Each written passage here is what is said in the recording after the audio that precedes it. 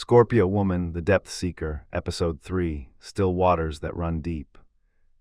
Chapter 1, A Room for Breathing. The folding chairs made their small, dutiful circle, each one a quiet invitation to speak without performance. Fluorescent lights hummed softly over a table of tea bags and a tin of butter cookies no one ever finished. She arrived early, the way she often did when her courage needed a few minutes of silence before company. A sign on the door read, "Grief Support, Come As You Are." She touched the word R with one finger, a private blessing, then chose a seat with a clear view of the window where a maple tree was practicing patience. He came in with rain on his shoulders and an expression that wasn't brave so much as honest. He hung his coat carefully, like a ritual, and nodded to the facilitator with a familiarity that said, "I have been to this shoreline before." When he took the chair two down from hers, the air around the circle shifted, nothing dramatic, just a sense of attention drawing gently toward a center that wasn't a stage. Introductions rippled, losses had many names, parents, partners, futures, versions of ourselves. When it was his turn, he said, "I'm here because I forget how to let sorrow finish its sentence." The room exhaled with him. When it was hers, she said, "I'm here because I used to translate sadness into fire. I'd like to learn its original language." He met her eyes, not to enter, just to say, "I heard you." They talked after over chamomile that tasted like a softer evening. He didn't interrogate or perform empathy. He let hers arrive at its own tempo and put his beside it. "The maple out there," he said, nodding toward the window, "loses so much and still chooses color." She smiled at the gentleness. "Cancer?" she asked, because sometimes a question is a way of naming a quality without claiming it. He grinned, bashful and certain. "And you, Scorpio," she said. He breathed out a small laugh. "Of course." The tenderness that bites back. They walked to the bus stop together under a shared umbrella that clicked into place like agreement. Raindrops stitched a soft seam along the edge. He asked if music helped her cry or made it harder. She asked what he did with the love that had nowhere to go. "Water it," he said, "like a plant I can't see yet." His answers landed without echo. Later on her couch, she would search for the moment the room first felt safer with him in it, and realize it was then. Not a grand confession, just a sentence that knew how to hold. Before they parted, he said, "Group again next week." She nodded, then surprised herself. "Would you like to walk by the river sometime that isn't attached to sadness?" He lit, but kept his brightness human-sized. "Yes, I'd like to meet the version of you who isn't translating for the room." At home, she boiled pasta and let the radio play songs with no agenda. She didn't rehearse a future. She didn't warn herself. She fed the orchid, opened the window to the evening's wet breath, and felt something quiet inside her set a teacup down on a saucer without breaking either.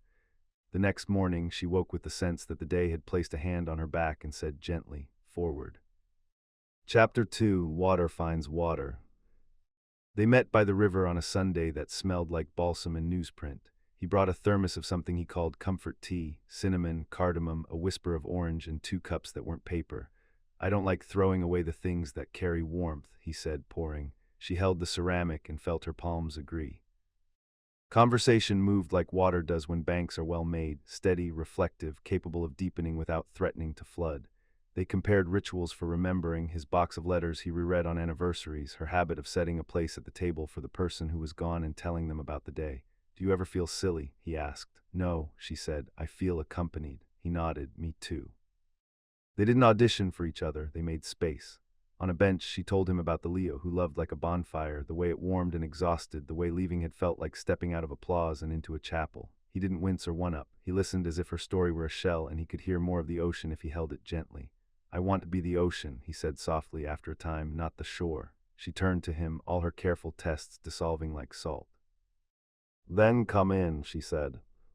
Touch began in the ordinary places, his hand at her elbow when a cyclist flew by too close, her palm on his forearm when a sentence stalled and needed steadiness to complete itself. When he laughed, he did it with his whole chest, sound and warmth and breath, not a performance but the body's relief at being where it wants to be. The first kiss arrived not as a firework but as a tide, gentle, sure, tasting faintly of cardamom. He didn't rush to deepen it. He waited for her to open, and when she did, it was because the kiss had asked politely and promised to carry what it took. They chose slowness like a craft. In her apartment, they stood a long time just holding each other, the kind of embrace that pays attention to the way breath changes when trust enters the room. His hands were present without insistence, hers answered by resting with intention at the back of his neck, at the hinge of his shoulder, learning him the way a reader learns a book she plans to keep. When their mouths found one another again, quiet rose around them like a cathedral being built. The rest of the night was a series of yesies, each one small and whole. They unbuttoned and unfastened without stripping away safety, kept conversation close enough to catch a wobble before it became a fall. Where heat gathered, they tended it. Where tenderness rose, they refused to apologize for it. When they finally lay down, it was as two people who had not conquered anything but had agreed to meet where they already lived. Their bodies spoke gratitude more than hunger. After, he didn't fill the air with assurances. He pulled her into the curve of him and matched his breath to hers until sleep found them holding the same quiet. Morning came with tea and sunlight pooling on the floor. He washed their cups carefully, as if care were contagious. She watched him and thought, depth does not ask me to drown, it teaches me how to float. Chapter 3: Rooms with Doors. He built a life with doors instead of curtains. Nothing needed to be dramatic to be real. He texted good morning and meant the whole sentence, not just the words. She sent photos of small found joys, an egg with freckles, a street violinist's shadow, because he liked the way ordinary things looked when someone loved them. He kept snacks in her cupboard that he knew she reached for when writing went badly. She stocked his freezer with soup he would accept only if she labeled it for emergencies and triumphs. At the group, they didn't sit together every time, but their presence braided the room subtly. When someone cried, he passed tissues without announcing the gesture. When someone laughed at the wrong moment, she defended their right to complicated weather. The facilitator once said, "You both make space," and they glanced at each other, hearing a vow they hadn't yet spoken aloud. When they touched, earnestness replaced urgency. On her sofa, a blanket over their legs, they kissed in a way that made time feel respected, not erased. He would pause to say, "Still with me?" and she would answer by guiding his hand a little lower or by placing it over her heart, both instructions equally fluent. Intimacy wasn't a test it had to pass. It was a conversation they revisited like a poem that changed with each reading. She learned the exact weight of his head when he rested on her shoulder, and the small sound he made when a kiss eased a hurt he hadn't named. He learned the temperature of her skin when tears had recently visited, and the way her body softened when praise landed in the place that had once only accepted critique. One evening she brought out a box of candles, rose, cedar, sea salt. "Pick two," she said. He chose cedar for steadiness and sea salt for clarity. They lit both. The room changed temperature, or maybe they did. They undressed each other without hurry, as if their clothes had earned gentleness too. In bed, they moved like people who trusted pacing to do half the work. When desire rose, they tended it like a hearth. Add a log, open the flue, sit close. His hands offered, never demanded. Hers answered, never defended. They let silence be a partner, no narration, no performance, just the occasional yes breathed against a wrist, a throat, the hollow where a shoulder becomes a story. When closeness crested, it did so quietly, a wave folding onto shore without breaking anything. They lay afterward forehead to forehead, and he said, without making it grand, "I like loving you slowly." Control didn't vanish, it transformed. He asked for how. She told him. She asked for when. He told her. When they disagreed, the fight wasn't a storm, it was whether they walked through with umbrellas. "I need the door closed when I'm overwhelmed," she said. He set a small wooden sign outside her study that read, "Low tide, knock kindly." "I need check-ins when you go deep," he said. She sent a blue heart when she was submerged and a green one when she was coming back up. Their systems were simple and holy. On a Tuesday, he made a stew that tasted like patience and brought it over in a pot he refused to leave without also washing. She watched the steam and felt, in the steady rise of it, a prayer answered in a language she'd nearly given up speaking. Come home and be met. Chapter 4: Shorelines We Choose. He lived in a small apartment that faced a courtyard where an elderly man fed birds every morning like a priest dispensing communion.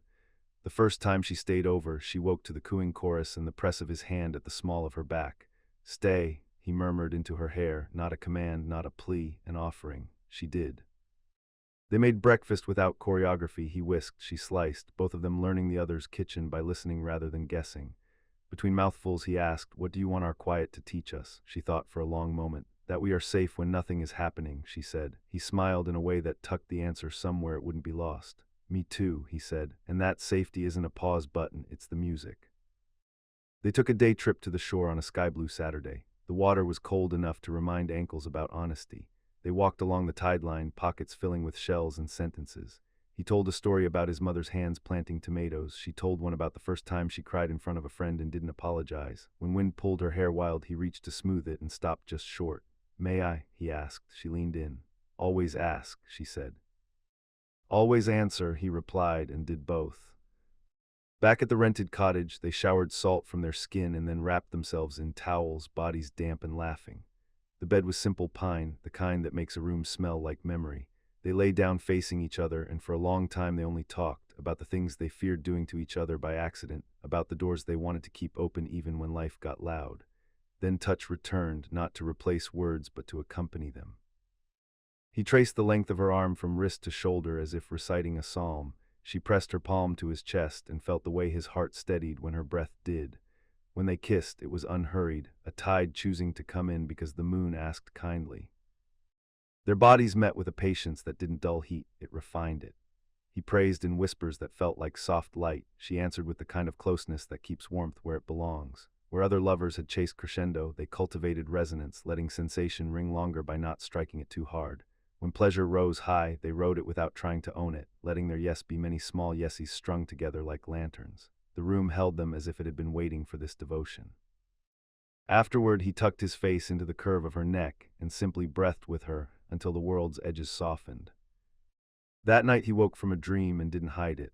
I was a boy again and the ocean was loud. I thought it would take me. She stroked his hair slowly. I'm here, she said. Let it speak without believing it. He nodded against her collarbone. Stay, she smiled into the dark. I will. The promise wasn't a chain, it was a shoreline they wanted.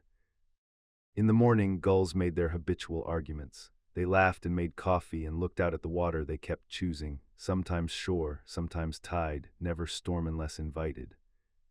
Chapter 5: Depth Without Drowning. Compatibility didn't mean sameness. It meant choreography learned in small steps and revised when a foot was stepped on.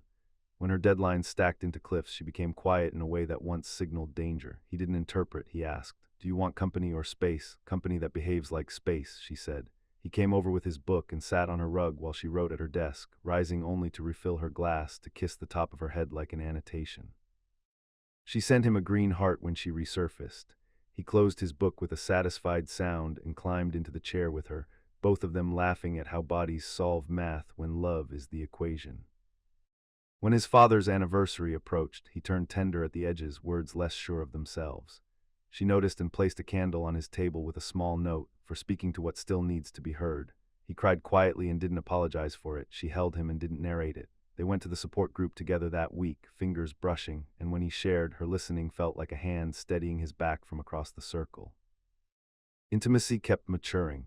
In bed, they learned that desire came in many dialects, sometimes eager like rain on a hot day, sometimes solemn like a vow. He would ask more or less, with a tenderness that made more and less neither hierarchy nor apology.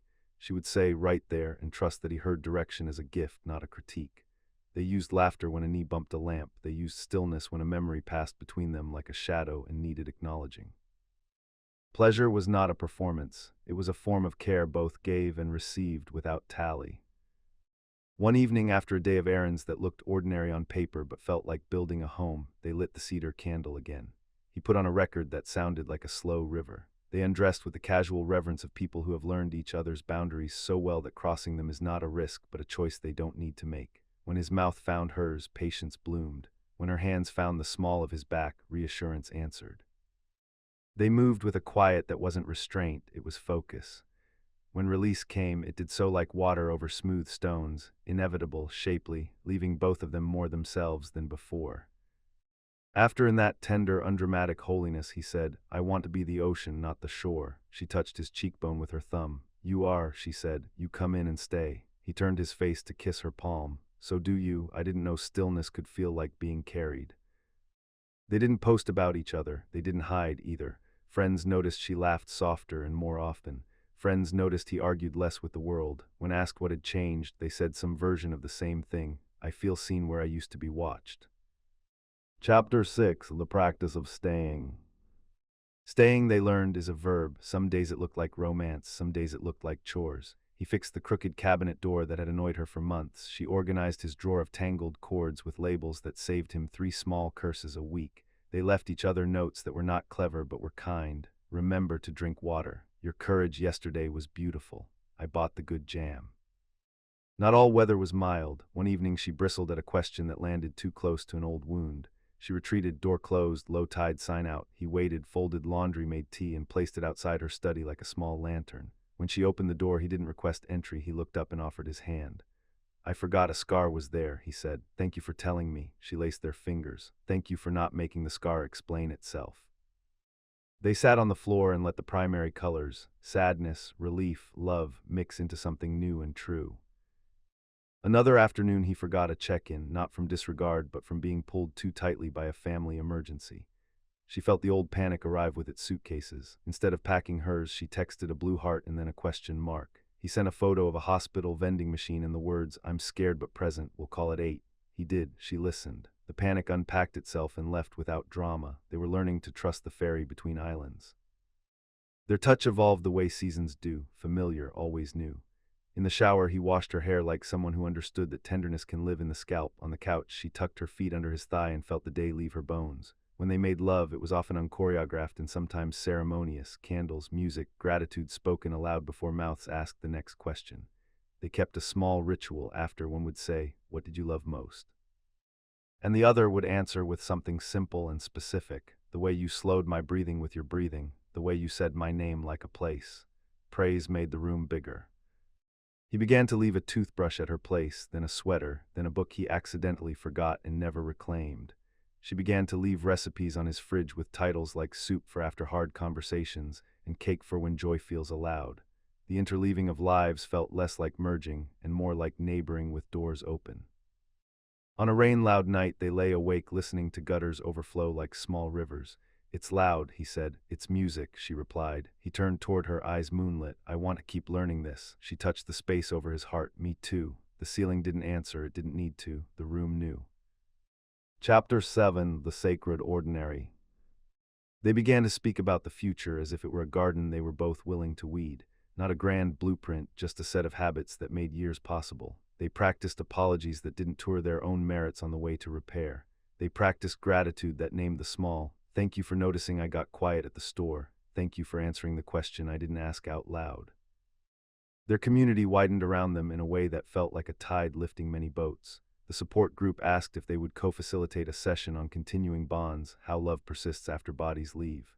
They accepted, built an evening of candles and stories and an empty chair in the center for whoever needed it. After, someone said, "This felt like church without the shame."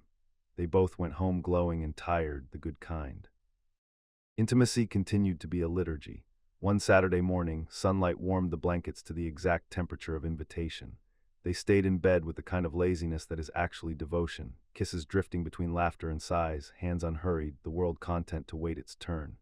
He traced the line of her hip as if it were a shoreline on a map. She answered by pulling him closer with a softness that contained nothing performative. Their pleasure rose like prayer, not shouted but deeply meant. When they reached the quiet after, they lay cheek to cheek and named the good, their ritual making gratitude a habit rather than a holiday. He surprised her by suggesting a retreat by the lake, a weekend of silence with optional guided walks. She raised an eyebrow. "Silence," he grinned. "I've been practicing." They went. They didn't speak for long stretches, not because there was nothing to say, but because stillness had begun to say what needed saying. In the evenings, when the retreat allowed conversation, they sat on the dock and listed the ways they were changing. She was softer without being smaller. He was warmer without setting himself on fire.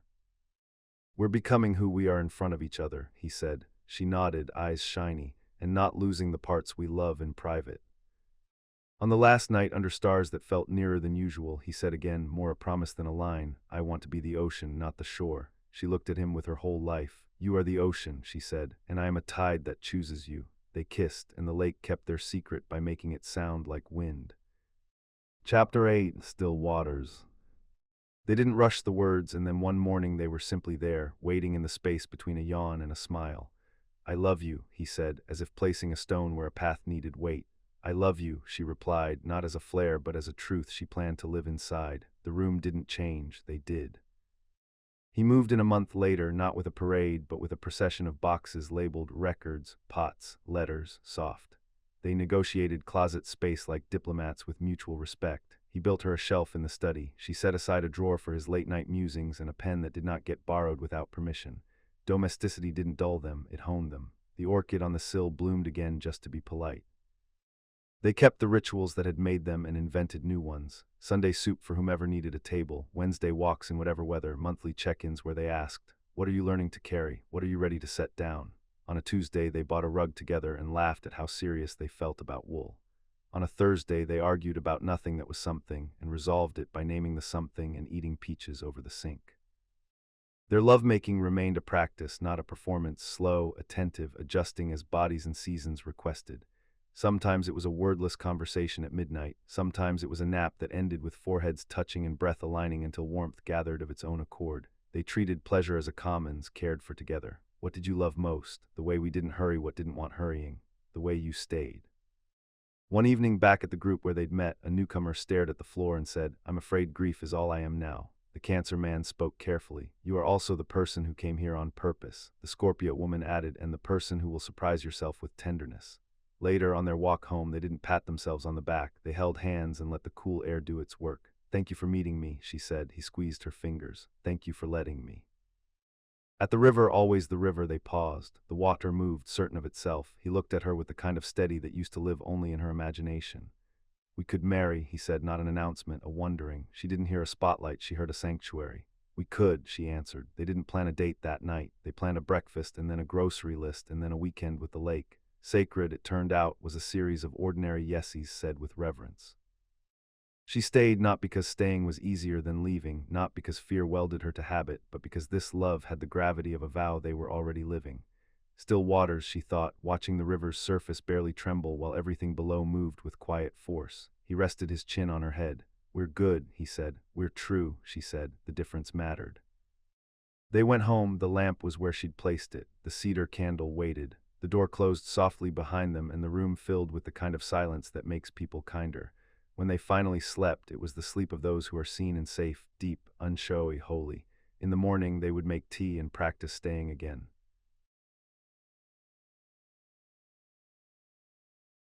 Like this video, subscribe, more stories like this are coming.